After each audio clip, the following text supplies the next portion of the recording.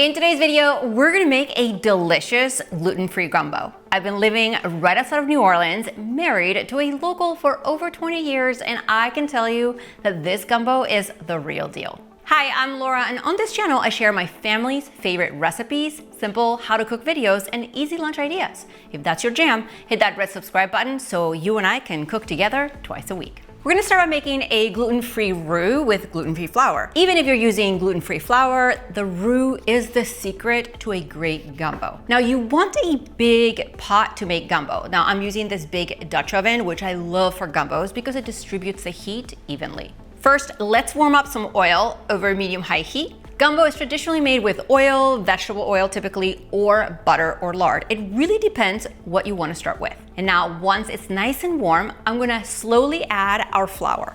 So over medium-high heat, I'm going to combine my oil and my flour, and this process of making a roux is gonna take about 15 to 20 minutes. It's also really important to stir constantly with a rubberized whisk as the roux goes through the different stages of color. At first, it's gonna look a little whitish. About 5 minutes later, it starts to turn into a golden brown color, and then you're gonna keep going 5 more minutes and it's gonna resemble like peanut butter color. At around 12 to 15 minutes, you're gonna get to an almond butter, copper penny-like.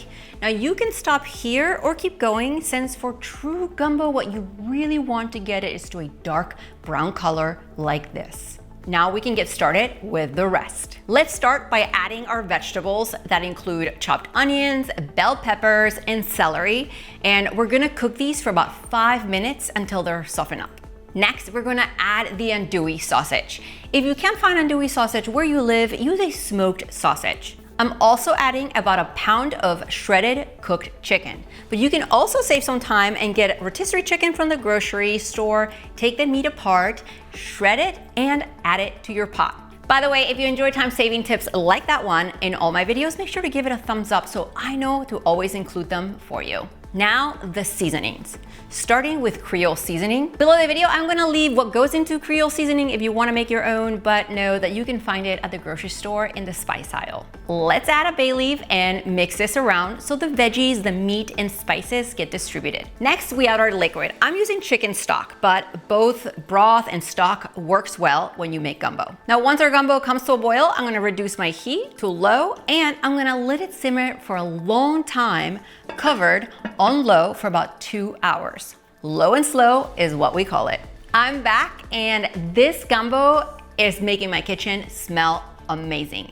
Let's use a ladle to skim the fat off the top, and I'm just putting it into another pot so I can discard it after. Now, this final step is to add filé. Filé is ground sassafras. It adds a lot of flavor, and the time to add it is when your heat is off and the gumbo is no longer boiling. You're gonna add it into the pot and give it a good stir to mix it all in, because it's gonna thicken up your gumbo. Now, gumbo is traditionally served over long grain white rice, which I've had some cooking in a pot right here. I'm gonna add some into my bowl and ladle this incredible gluten-free gumbo right over the top. Check it out. It's so thick, delicious, so much flavor right in there. Grab the recipe below this video and leave a comment and let me know how you enjoyed it. See you next time.